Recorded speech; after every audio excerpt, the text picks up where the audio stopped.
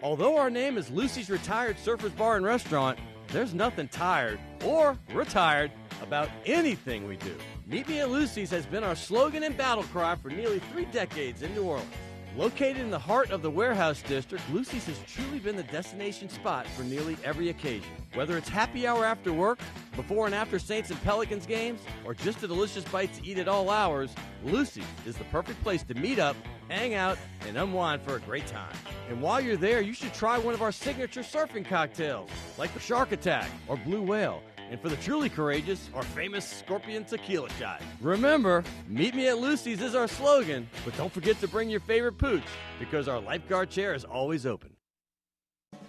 Crescent City Steakhouse, a true neighborhood restaurant operated by the Vojkovic family since 1934, is the oldest steakhouse in the city of New Orleans. Serving only hand-cut, prime-aged, corn-fed beef for over 80 years, Crescent City Steakhouse has become a dining destination for both die-hard locals and adventurous travelers who seek traditional, timeless New Orleans cuisine. Crescent City Steakhouse, 1001 North Broad, on the corner of St. Philip, in the heart of New Orleans. Fall in love with autumn with PJ's new seasonal lattes.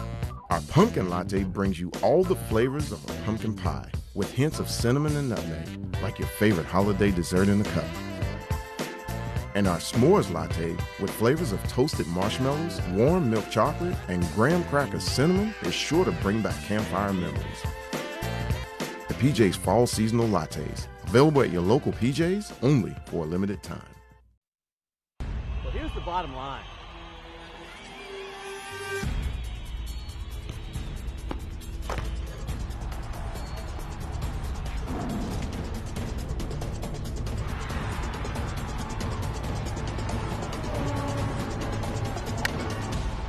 Funny that you say that.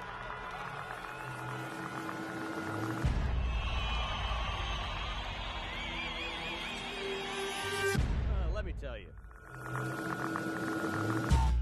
And good evening, and welcome to Prime Time Sports. I'm your host, Scott Alexander, and I cannot wait once again for this show.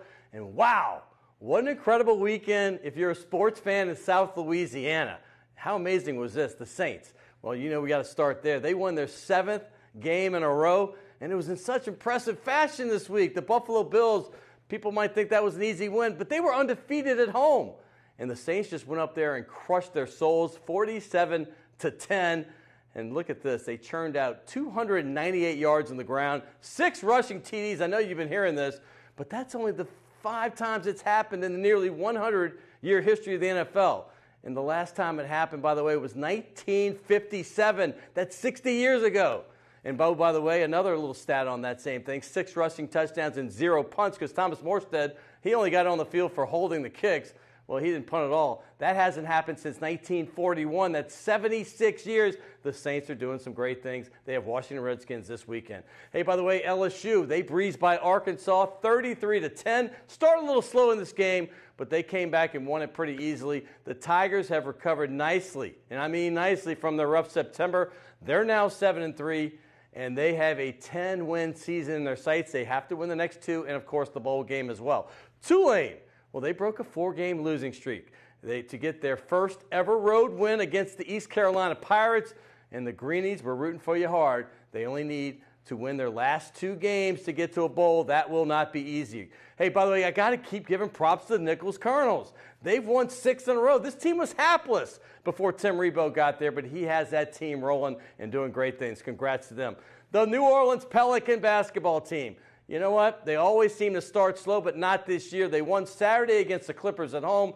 Follow that up with a win over the hapless Hawks. They squeaked by them, and thank goodness in this game against the Hawks, because Darius Miller had 5 threes, including 4 clutch ones in the fourth quarter. Hey, by the way, the Pelicans, they're just trying to hold on until Rajon Rondo came back. They're now 8-6, winners of their last 5 of their last 6 games. And the best news is the aforementioned Rondo, well, he came back last night for a cameo appearance. He got a quick 2, and he got an assist as well. And he only played 5 minutes, but he should be back full speed this Friday and certainly next week. Hey, LSU and Will Wade, they started their hoop season Friday night with a 40-point win.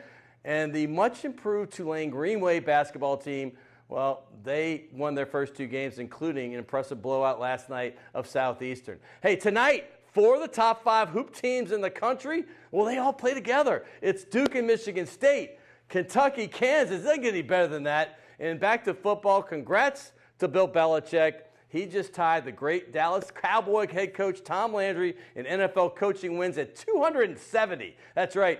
He's only behind Shula and Hallis in that category. And by the way, if you're interested, Sean Payton is number 40. He passed Lombardi last week, already passed Bill Walsh and Gruden. I got a great show. Tim Brando, John Brady, Marlon Favorite, and David Grubb. All next on Primetime Sports.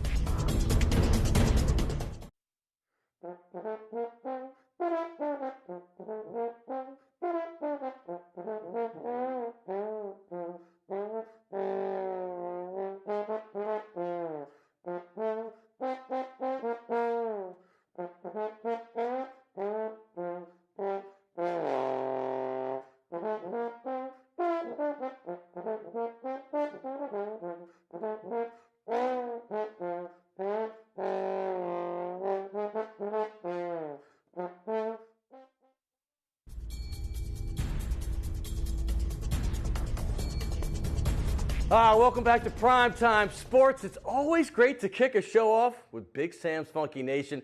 And speaking of a guy that loves funky, and I know him very well, and it's always great to kick a show off with Tim Brando as well. He is Fox Sports national broadcaster for college football. You know him down here in the South for those many years on CBS doing the pregame, postgame, and of course the halftime shows during the Game of the Week on CBS. And before that, he had many years at ESPN, and he's a Louisiana native. All that, he's traveling around doing college basketball, mixed in with college football right now. So he's on the road. So we got him on the phone because I want to talk about the college football playoff rankings. Timmy B, how are you, my friend?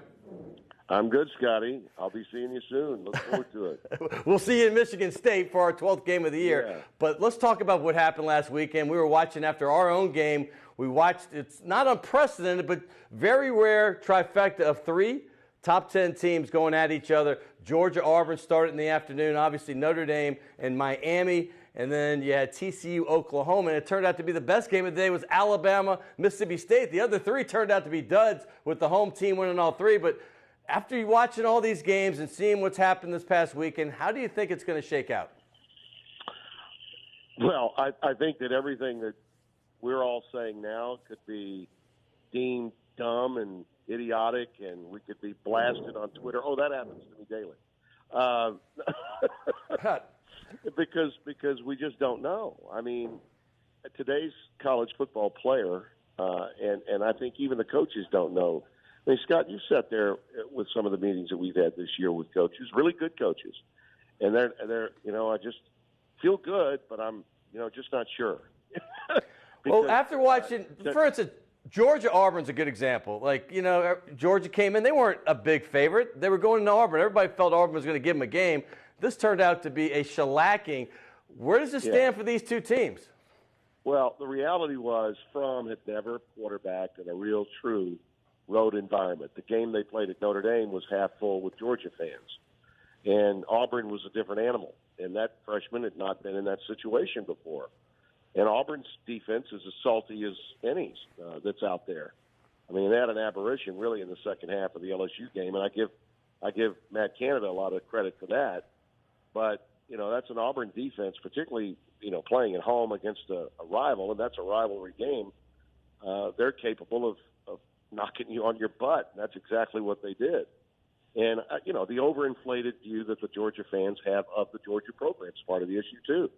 I've been to Athens, and you've seen the wrath I've taken from Georgia fans for saying, I don't know that I'm that impressed with beating Notre Dame by 1 point. And they were like, well, look at us now, Brando. Look at us now. Well, okay, fine. You continued to win, but where was your tough game? Where was your tough road game? They didn't have one until they got to Auburn. So that's the world we live in today, Scott.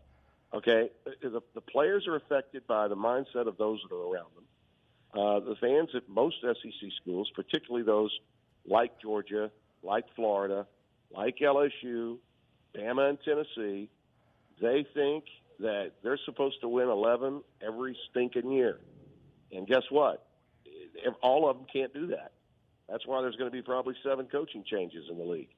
That's a lot. By the way, let's switch over to the ACC because, listen, Miami, we both watched that game. We both felt Miami would probably win the game. I don't think either of us could have predicted, or anybody else in the country, what they did to Notre Dame. They were up 40. Well, I mean, reality, again, for Notre Dame, they were thinking, well, we only lost to Georgia by 1. Look at us. Well, what does that really mean? You know, was Georgia stupendous that day, or were you guys both sort of about the same? And shame on Notre Dame fans, by the way, for allowing Georgia to come in and take over their own stadium. So, but because they're Notre Dame, and everybody in our business buys into the brand names, we all, anoint them king for the week. And they're just, the issues that were with Notre Dame in terms of speed were really shown. Yeah. Miami's defense is not only big, it's fast. A lot faster than Notre Dame's incredible offensive line. You sat there. You thought Mike McIntyre, the coach at Colorado, we're meeting before the USC game. He's like, I don't want to play Notre Dame. I don't want any part of them. That's a pro offensive line. Well, okay, it is until you play an even better pro defensive line, which is what Miami's got. So I think in the college game, because there's so many teams and the matchups, road games are so much more difficult than the college game now to predict, even for really, really outstanding teams. Listen, Alabama's near loss to Mississippi State, that wasn't an aberration either. And you saw how Saban reacted afterward. He was, I'm so proud of my team, because his fan base is like, are you kidding me? How could you let Mississippi State almost beat you? Well, Saban knows that Mississippi State's good. They're not great, but they're good. And at a certain point, LSU exposed them a little bit. They were nicked up. They were banged up. He knows that the game at Auburn, because it's a Jordan Hare, could go the other way. He's doing his best to protect his guys now, and he gets the psychology of the game, and that's what makes Nick a great coach. He's always been that way. Was it LSU? Is it Alabama? Just got a couple minutes left. I have a quick scenario for you. What if Auburn beats Alabama at home, and then they go to the SEC championship game and win that game against Georgia? What are their chances of getting in? Because you have to. I would imagine teams like Wisconsin. We can end this. We can end the conversation. They're in if they win both. If they win these games, the committee is so much of what they do is based on strength of schedule. You're going to have a 2-loss Pac-12 champion. You're likely you're going to have a 2-loss Big 12 champion, because regardless of what Oklahoma did to TCU, they're going to have to do it again. And I don't know that that's going to happen in Jerry World. We'll see. The ACC is wide open between Clemson and Miami now. But, I mean, Notre Dame's out of the loop. You don't have to worry about them stealing the spot, because they don't have the 13th data point. They're not in a conference, so too bad. You're not in. You're done. Not happening. So Auburn beats number 1 Georgia, and in your scenario then would be number 1 Alabama this week, or number 2, depending upon what we see in the standings tonight. And then they'd have to play Georgia, the team they just beat, again, and I would presume Georgia would be no worse than 3? So you're going to be number 1, you're going to be the number 1, and you're going to be the number 3 in succession. Auburn's in. They got to be in. But would you take Auburn over a undefeated Wisconsin team? If Wisconsin get through the Big Ten championship. Well, if Wisconsin's undefeated, then we've got a story. My thought on Wisconsin always was they'll never take a second team from the same conference if Wisconsin's undefeated. Okay, Wisconsin's going to get in if they're undefeated. But that's a big if, too. They could lose to Michigan this week. No doubt. They could. I was just giving you a hypothetical if they just went undefeated. But Timmy B, scenarios out there. Yeah. I appreciate you so much, my friend. I will see you up in East Lansing this Friday, and have some great travels on the road doing your basketball games, my friend. All right, brother. We'll see you. Bye-bye. That is Tim Brando. Check him out each and every weekend. He does a Fox College game. By the way, he's doing basketball. He already started that up last night, and he's going to be doing games all week. Hey, I'm Scott Alexander. We're coming back on Primetime Sports. Stay tuned. I've got John Brady, the head coach for the LSU Tigers back in 2006 when they won a national championship. Now, well, he's doing something different. We'll get into that next right here on Primetime Sports.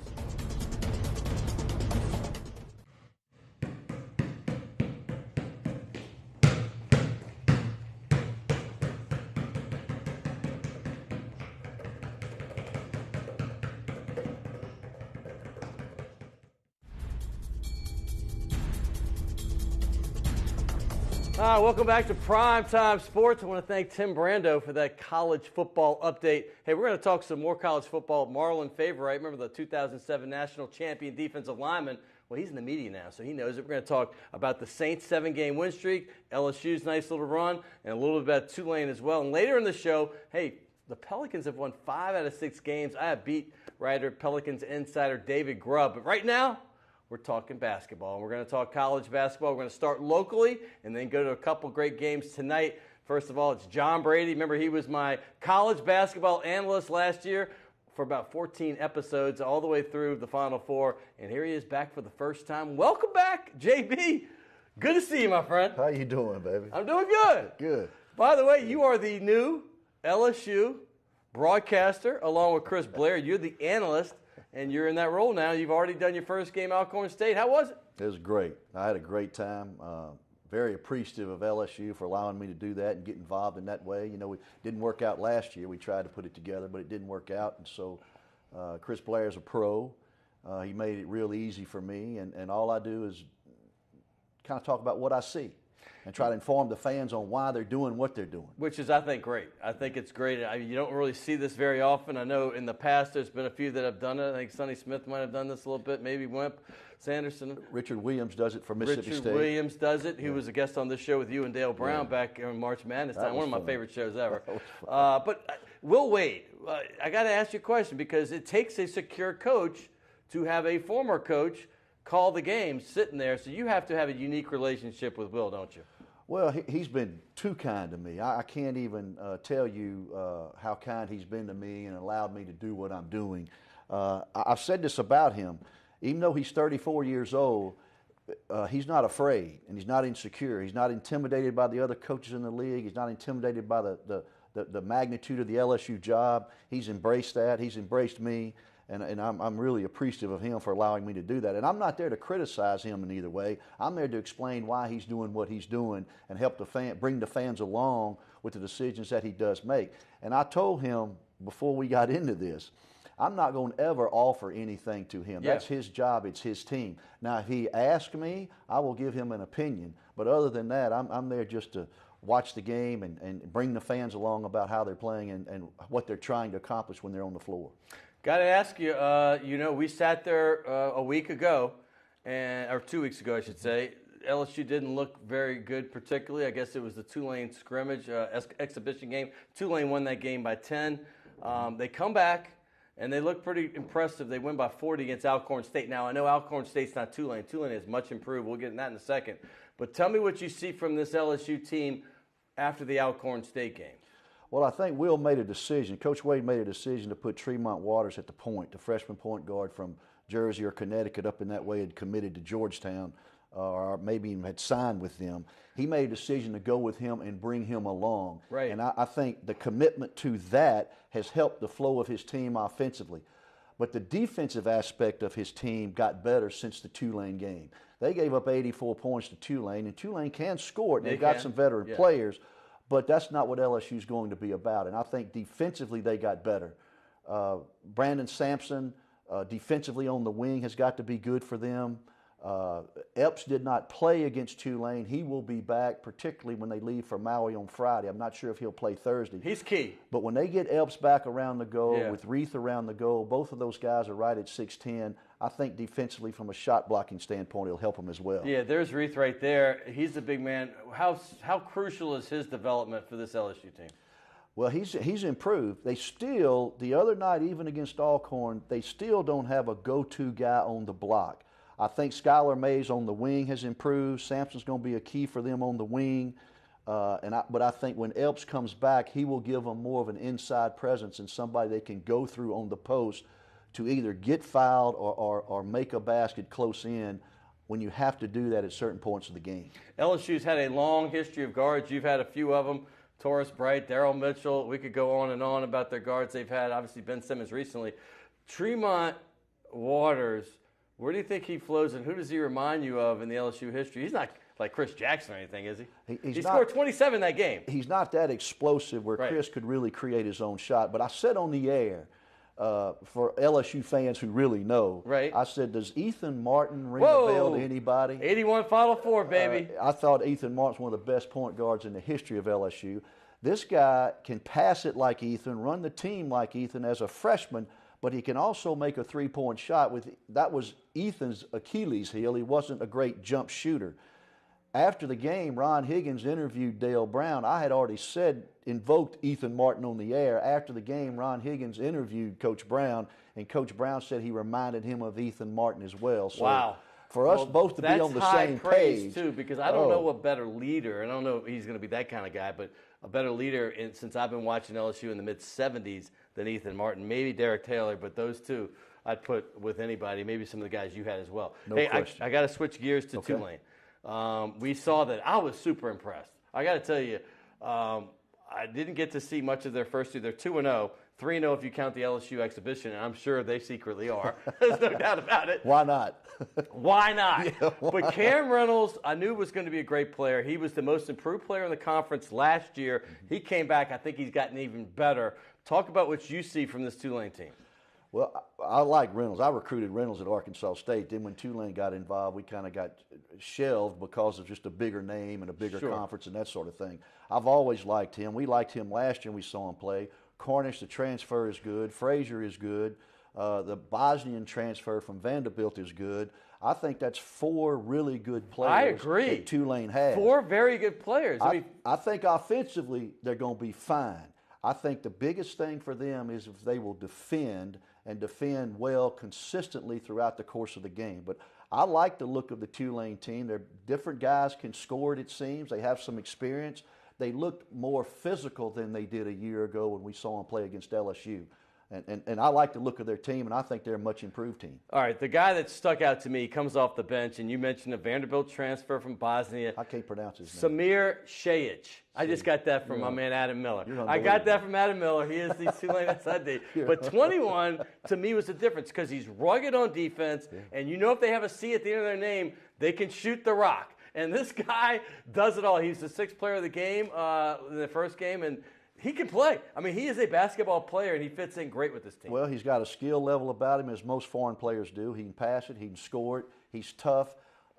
He's emotional, which a lot of those foreign players are. I love it. But I like that from a competitive standpoint, Yes, I do. and he's going to bring a lot to the team. And I wouldn't be surprised if eventually down the road he may get in that starting lineup. One other guy, local guy from Brother Martin, Jordan Cornish. He's got a checkered past. Talk about emotional. He can sometimes let his emotions get the best of him. But he was the guy that went to Tennessee originally, and then he ended up transferring to UNLV because Donnie Tyndall took over, and then he came back home to New Orleans. I tell you one thing, as much as I love Cam Reynolds, who I think is the best player, Shajic may be the most influential player, but if you need the ball in somebody's hands at the end of the game, I think if it's a one-on-one situation, I'm going with this guy, Jordan Cornish. Well, the presence of Cornish there may help Reynolds' game, take some pressure off him. Big time. They're going to have to concentrate on him, so it may allow Reynolds to have more freedom and do some things with the ball that he couldn't do last year because he didn't have somebody like that on his flank. UNO, real quick, they tested themselves. They went on the road and played two very hard games. They didn't come out victorious, but Coach Sless is bringing back only one of his returning top five scorers. Just in a nutshell, what do you think about their progress this season? What do you think? Well, the trick to them is how he holds that team up when they play these tough games. They have to play these bye games, so to speak. And if he can get this team through that without them losing their confidence, certainly from a coaching standpoint, he can coach as good as anybody in that league. And as he develops his new players, I think he'll have a good team again. I'm a big Sless fan, as most of the people that watch this show know. Hey, moving on, huge games tonight. I mean, I was talking earlier with Tim Brando about having 3 top 10 matchups. I mean, that's 6 teams in the top 10 all playing each other. In football, well, basketball tonight, you have 4 teams playing, all ranked in the top 5. It's going to kick off with Duke, Michigan State early, and then it goes on to Kansas, Kentucky. Let's kind of break it down real quick. Duke, Coach Krzyzewski, first coach in history to win 1,000 games in one team. That's unbelievable. But Coach K has a plethora of talent coming in, starting with Marvin Bagley III. Well, the best player in the country. Yeah. And, I saw where on an ESPN top 8 players in the country last year, Duke signed 4 of the top 8 players in the country. that right there with Krzyzewski's coaching makes for a good team. So this guy Bagley, I mean, he's big, he's strong, he's powerful. Look how high he gets up.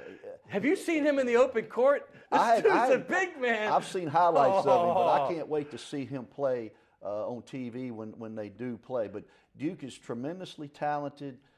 It's going to be interesting to see how Krzyzewski brings him along. You know, he has fallen into the one-and-done thing. A few years ago, I know. He was never the guy. He's kind of picked up on the Calipari thing. Well, they have Gary Trent Jr., who obviously is the son of the great Gary Trent, and also Grayson Allen. I got to bring Grayson up real quick because this guy's had an issue with emotional. He's speaking emotional, tripping guys, and getting his emotions get the best of him. But see, I don't mind that. Yeah. I like that. He's competitive. Yeah. He's talented. He seems to be a team player also at the same time, which is difficult to balance. So I like him. I like what he brings to that team. All right, Izzo, that's the team they're playing. They're number 2, and they have one of the top players, Miles Bridges, who I think is fantastic. Well, Miles Bridges is good. He decided to come back, which is going to help their team. I'm not sold on the Michigan State team. I know they've got some experience along with maybe the best player in the conference. But we'll see how they do. They were out in the first round 2 years ago. They had an underachieving season last year. Let's see how they do as this moves along. Your protege, by the way, Kermit Davis, took him out with Middle Tennessee State University. The other game, Kansas and Kentucky. I mean, you got Calipari against Self. It doesn't get much better than that either. Well, I like Kansas. They we liked them last year. I always liked Bill Self. What's he won? 13 or 14 straight conference titles. He always has good talent. He coaches them well. They guard, which I really like. Devontae Graham. Like Devontae. He was off the ball now. I think he's going to play the point for him this year. They always recruit well. Kentucky, on the other hand, I'm interested to see of their leadership. Calipari is perfect for that job. He's brought players along in terms of freshmen that have leadership qualities and some maturity. I'm not sure if this group of freshmen have the leadership and the maturity that these other teams have had. Yeah, by the way, Kentucky, they got a guy named Hamidou Diallo. This guy went off. They barely won their first 2 games. Utah Valley was up 9 at the half. Utah Valley. Yeah. Against Kentucky in Rupp. And then they come back and barely win that one, and then they followed. Now, Vermont's a good team. I know a lot about them. But you're at Rupp, and you barely beat Vermont as well. So you know you might have a couple issues to get over before you become a tournament-type team. So I think it's going to be interesting to see how they develop and how John Calipari, this may be his most challenging group of all-star freshmen that he's had in the past 2 or 3 years. Yeah, beat P.J. Washington, Kevin Knox, they're all good. But, John Brady, you're great, man. And because of all the stuff that you do for us, I got this wonderful gift certificate. You probably have a dozen of them in your thing. I've been using them, though. Okay. Shays de la Shays. You know where it is. It's on Maple right there between Carrollton and Broadway. That's what the commercial says. You signed a football, but you haven't been on this one with Dale Brown and Will Wade and Karl Malone. I don't know if I deserve to be on that ball with those guys. I agree with that. I wasn't looking for that one. You can sign right. Give me a big John Brady that I'll be able to read in about 20 years. I'll put you in the front. Hey, you know what you're talking about. There he is, John Brady, the former head coach and Final Four coach for the LSU Tigers. And you can hear him on 870 if you're here. And I guess in Baton Rouge, you got the Eagle, I believe. They play in the same station that they're 98.1, the Eagles. See, I got it. That's all along I-10 down there if you're up there in Baton Rouge or Lafayette and all that. Hey, coming back, we're going to have Marlon Favorite. That's right. He is a former LSU national champion. He's going to talk about the LSU Tigers. Remember, he was on that Saints Super Bowl team, so he knows a little bit about the Saints, too, and delving into Tulane. And don't forget David Grubb. He is now Crescent City sports beat writer for the New Orleans Pelicans. We're going to get in their little streak. 5 out of 6. They squeaked by the Hawks last night. All that's coming up right here on Primetime Sports. The owners of the Delachaise Wine Bar on St. Charles Avenue have opened up their newest creation uptown on Maple Street called Chez Delachaise, a new local wine bistro featuring a larger menu of small and large plates, a brighter atmosphere, and full table service. Additionally, patrons can enjoy a large patio out front as well as an extensive wine list offering selections from around the world. It's Chez Delachaise, 7708 Maple Street between Carrollton and Broadway. Rock and roll will never die. It's old New Orleans, my oh my. Come on, baby, let's go rock and roll.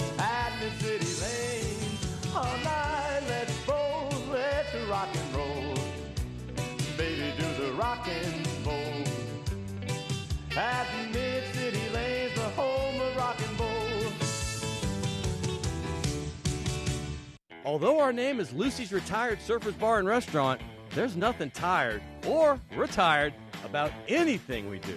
Meet Me at Lucy's has been our slogan and battle cry for nearly 3 decades in New Orleans.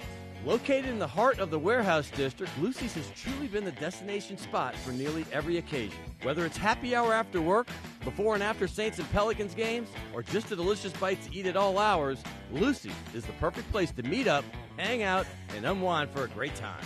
And while you're there, you should try one of our signature surfing cocktails, like the Shark Attack or Blue Whale. And for the truly courageous, our famous Scorpion Tequila Shot. Remember, Meet Me at Lucy's is our slogan, but don't forget to bring your favorite pooch, because our lifeguard chair is always open.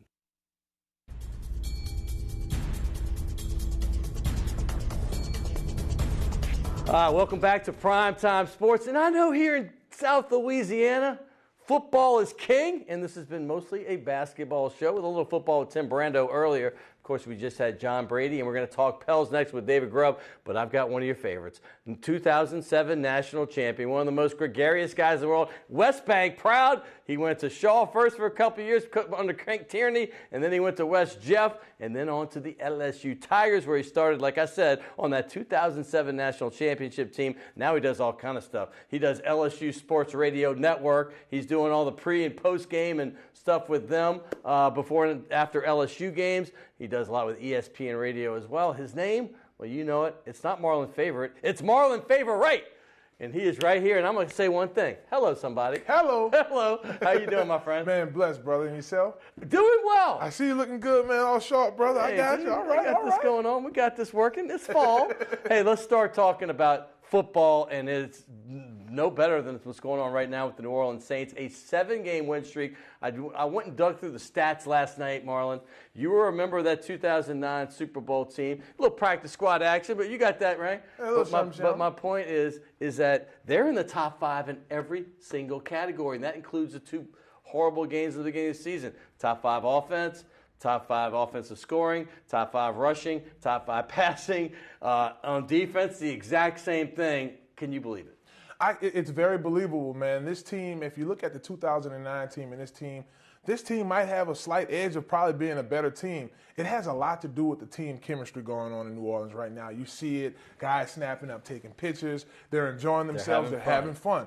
And a cool stat, in the last 2 years, they brought in three Ohio State games. Those guys lost about 5 games in college. Right. So you bring in young guys with a winning tradition. 4 Ohio State, I think, now, because you got Von Bell, you got Marshawn Lattimore, you got Ted Ginn, and you got Michael Thomas. That's right. 4 Ohio State players, and they are all showing up. And they're showing up and showing out. So winning is a tradition. So that's like throwing a whole bunch of LSU guys on a team. There you go. Hello, I had to throw that one in there. But that's it's a young team. They're vibrant and they have chemistry. And chemistry is the best thing to have on a football team. All right, we talked about this in the open, but they did something that hasn't been done in 60 years. It's only happened 5 times. They rushed for 295 yards and 6 touchdowns, 0 passing touchdowns. What do you think about that? That's amazing, man. Let me tell you something. If people ask who is the greatest NFL team of all time, it's the Pittsburgh Steelers. Why? Because they won 6 Super Bowls, arguably, right? More rings. Those teams had something in common. They had great running games. No doubt. Quarterback that can manage the game. And the most important part, and this is what wins championships, hello, somebody, lights out defense. And that's trenches. What this – inside the trenches, baby. But this running game, these 2 running backs are very dynamic. Mark Ingram – he has a better offensive line. Now, let's be honest. He's been explosive, though. Very, man. I mean, did you see this game? I mean, he's exploding off the block. Too much sauce. Whatever it is, it's working. Right. But to be completely honest with you, Scott, if you look at those 2 running backs, Kamari and you look at Ingram, they're 2 different style running backs. So for defense, you don't really know what to get into. Do you put 8 in the box because you think Ingram's going to run up the middle, or do you have 7 in the box and have someone spread out just in case they check Kamari over to like a slot or something? So it's just so many different looks that they have on offense, and they look pretty good out there. Mid to late 80s, there was a combo that you're too young to remember, but it was Dalton Hilliard, who's a great LSU player, and Reuben Mays. And they remind me of this combo, and I hate to do comparisons because they're different, but just the lightning and thunder. I guess older people might say Muncie and Galbraith back in the late 70s. They had some great stuff. But this is a special duo. And then you have the threat of Drew Brees, who I'm just saying the threat of, because a lot of running games don't have a quarterback that's a Hall of Famer. That's true, and again, Drew Brees, even in their down years, the last 3 years, going 7-9, he still was able to hit his marks. You don't have to ask a lot from him. He has an offensive line that can protect now. He has targets that Ted Ginn is stretching the field. Michael Thomas is just a beast that in the slot or spread out, man. So they have a complete team. So it'll be interesting moving forward in the NFC. The Saints have played 9 games in Week 10. They had the bye, so this is going into Week 11. Since Week number 2, after Week number 2, from Week 3 on, the Saints are the #1 defense in the National Football League. And we have to go back to the Dome Patrol since we can even pretend to have anything like that. They're opportunistic, they get turnovers, and they're shutting people down. About 10 to 12 points a game since then. That's good football, and I know you appreciate that side of the ball. I do, and you know where it's all won and lost at, and that's inside the trenches, baby, inside. That defensive line is playing lights out. Okafor, I was a little questionable about bringing him over because his stats from Arizona. This is a good system for him. He fits well. He's fitting real well. and Cam back, baby, he's stacking them up now, man. Cam. Coming off the edge, rushing, playing just monstrous off the edge. Cam, to me, is a defensive MVP candidate. Yes. I'm not saying he is, but he is that good. He's that good, and what helps out more than anything else is they have rotation inside, led by Sheldon Rankins, just really putting middle pressure on those quarterbacks, making them roll out to the defensive ends, man, and the sack numbers are loading up. Unsung hero, Sheldon Rankins, who, by the way, had an interception and a sack in the last game. That dude is balling. And then the linebackers, A.J. Klein, I can't say enough, and then the defensive secondary. To me, which has been much maligned, and rightfully so, is one of the best in the NFL. No doubt, and they're young. Like again, they're young, hungry, have a ton of chemistry. You know, one guy get an interception, they go dap them off, they snap, and they all get the picture going. That wins games right there. When you're having fun like that, it wins games. You look at the teams around the NFL that have losing records. You know, guys aren't happy going to the locker room. Right. You know, guys are just like can't wait till the game's over or waiting on their next contract. That's it's like not the Saints deal with when they this had team. Junior Gillette, right? All right. True. Moving forward, let's talk about a team that's near and dear to your heart, probably more so than the Saints even. That's the LSU Tigers. Hey, we all know what happened. They lose to Troy. Everybody thought the world was out because a couple weeks early they just gotten their doors beat in by Mississippi State, who we now know is a pretty good team.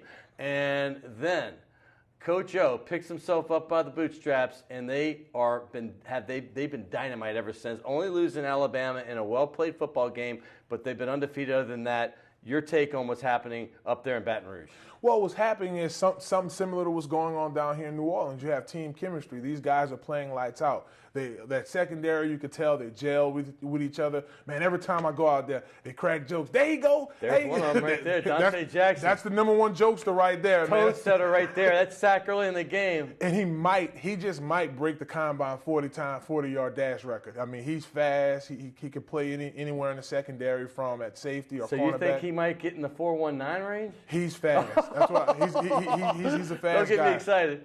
I'm telling you, this is definitely a year for him to go to the combine and really ball out in that area. But, I mean, this LSU team it has really shaped into – you take this LSU team. Right. And they play against Troy and Mississippi Devin State. White's been huge. Devin White's been huge, man. To me, he's someone that should have been on top-tier linebacker list. He's definitely going to be Well, they didn't know about him, though. I mean, now they know. Now they know, yeah. I mean, you have when you have over 100 tackles on the season, man, that's brilliant. So I love the way they're playing on defense. Again, early on in the year, too, is another thing a lot of folks didn't realize about LSU.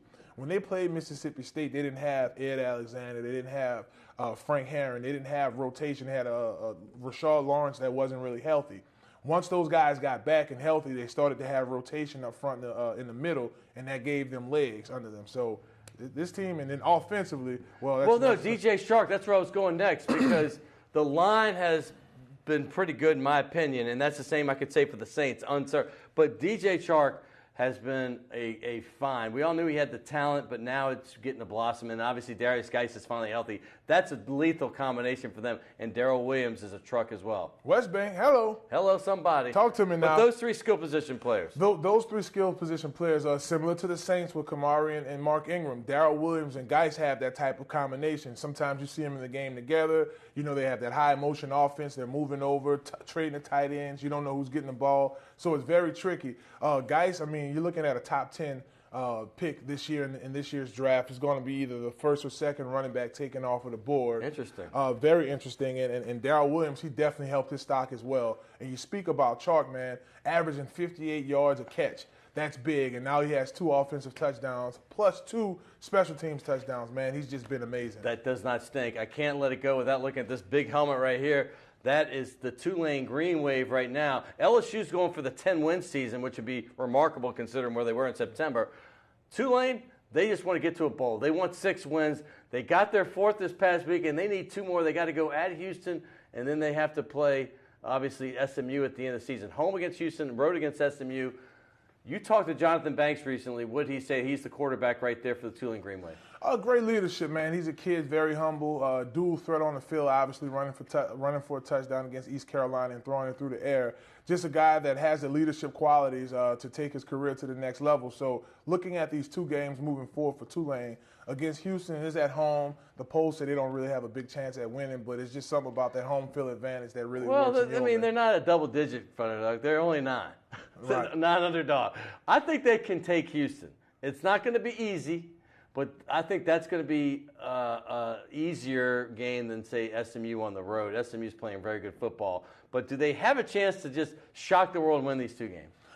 I think it's possible. I'm saying that, of course, obviously it's the home team, but you have guys like Charles Jones, that tight end, a veteran guy that can play some ball on defense. St. Aug, right? St. Aug, baby. Yeah, definitely. And you have Perry Nickerson, West Banker. West Bank on the other side, so you not have to throw my guys in there. But to be honest with you, those guys are leaders on that team, and it's possible. So go ahead, Tulane, get your bowl game, baby. You're my favorite. You know this. Marlon, and that's not just because you name. My guy, Scotty. Marlon is the best we did. We called high school football games 3 years ago. And I don't know of a play-by-play and co-analyst that had more fun than we did doing those games. No doubt. All right. I think you signed some balls. We might get you another one, but I got to get on my next guest because we've already talked to John Brady. We've already talked to Tim Brando. I've got David Grubb coming up. Pelicans have won 5 out of 6. That's coming up next right here on Primetime Sports.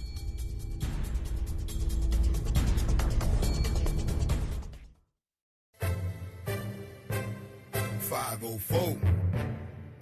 Welcome to New Orleans. Mr. 5-star hero. Welcome to New Orleans, the home of the Pelicans. Yeah, and I'ma show them who we better than the Pelicans. Pelicans, Pelicans, Pelicans, Pelicans, Pelicans, Pelicans, Pelicans. Welcome to New Orleans, home of the Pelicans. City of New Orleans, let's show them who we better than. We better than the Rockets. I'm betting out of pocket. Take them to the lane and you know I'm not stopping. The fans just watch me. Got me feeling cocky.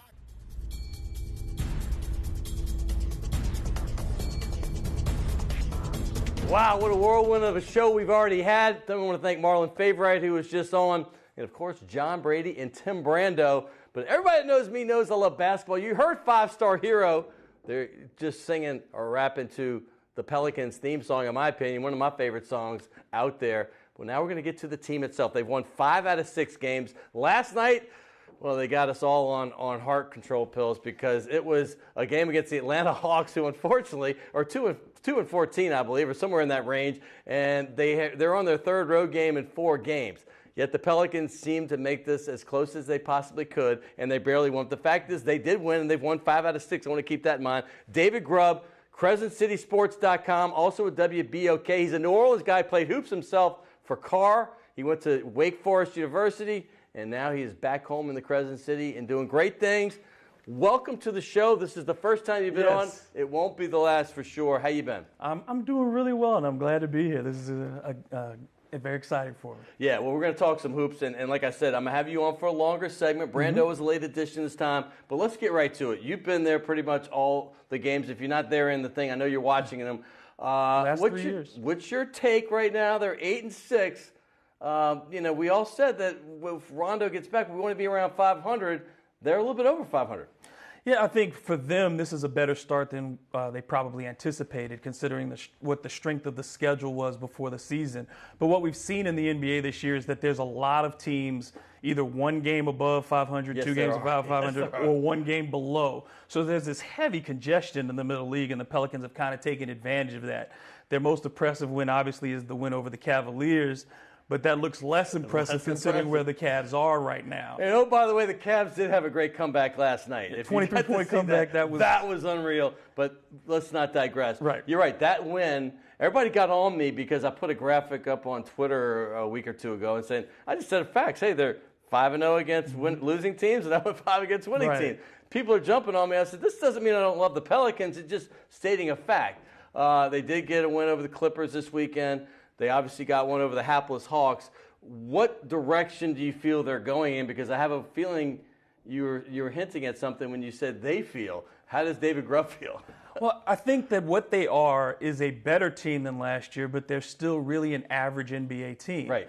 They score the ball really well out of obviously their two superstars in Anthony Davis and DeMarcus Cousins, but they are not getting the contributions from their bench. Right. And Drew Holiday has been, quite frankly, a disappointment at this stage of the season. He follows up a 34-point night with an 4-point game, and then last night played a little bit better, but you're not seeing that consistency out of Drew. So I think with that, they're a team that could be anywhere from a 6th seed to out of the playoffs, but that puts them as a good but not great NBA. David, you obviously know basketball. You know it well. What do you think is wrong with Drew Holiday right now? What's the situation? I mean, he had some issues last year when DeMarcus came over. He looked kind of lost on what his role should be. But you've had a full training camp. You've had preseason, and now you're 15 games in just about. What's the deal? This has been a persistent problem with Drew. I mean, since Alvin Gentry's been there, the consistent theme has been we want Drew to be aggressive. We need Drew to be aggressive. DeMarcus Cousins, Anthony Davis have said this guy is as talented as any guard in the league. He was ranked in the top 50 in the preseason polls by a lot of organizations. Right. But what you see, and I think you saw it last night on a number of possessions, is that Drew, the longer he has to think, the worse he's going to play. That's true. And there was one possession where he drives into the middle of the lane last night. He has a clear and open shot. And he couldn't decide whether he wanted to pass, whether he wanted to keep driving, or whether he wanted to pull up to shoot. And it ended up being a bad possession for the Pelicans. They didn't get a good shot at all.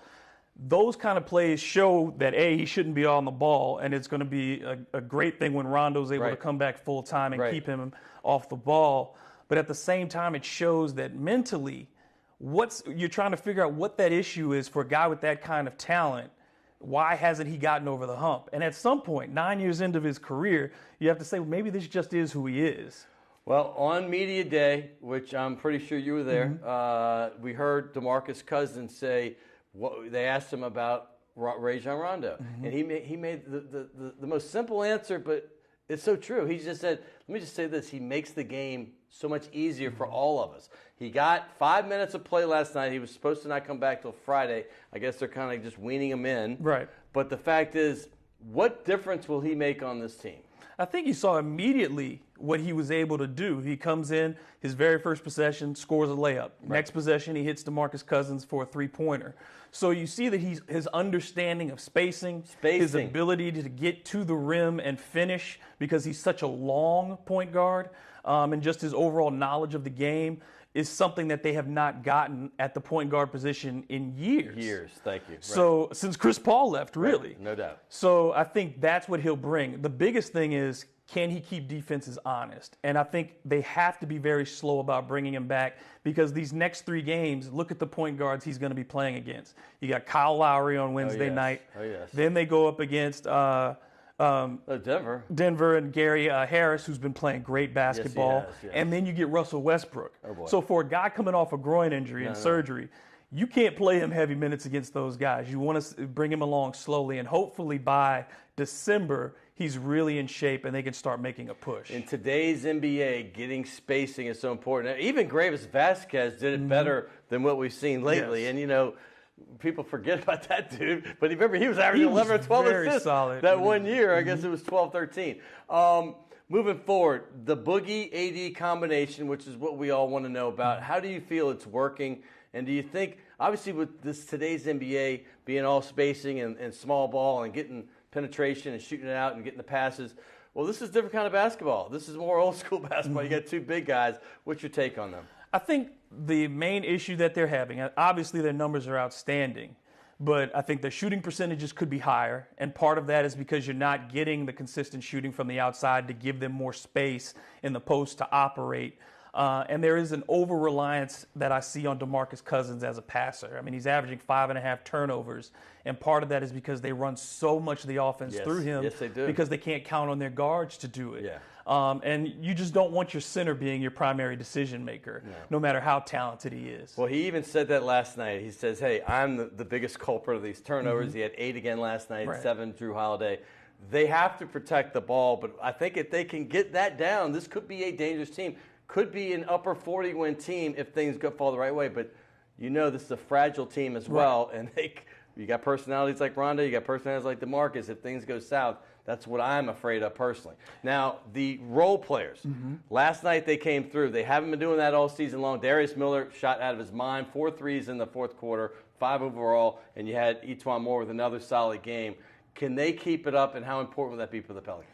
Well, I think E'Twaun Moore and Darius Miller are going to be vital. I think there may be some push to get Miller in as the starting 3 because, in my opinion, it would put Dante Cunningham back on the bench as a flex as a switchblade, like a Swiss Army knife. Right. He can play a bunch of things. He's not really a 3. No. He doesn't have the ball handling ability. He's not as quick as you'd like to see a 3 to be. But as a 4, he can be a matchup problem, and he can get out and run on the break. And that's where we saw him be so effective last year, was in transition. He's not getting those opportunities this season.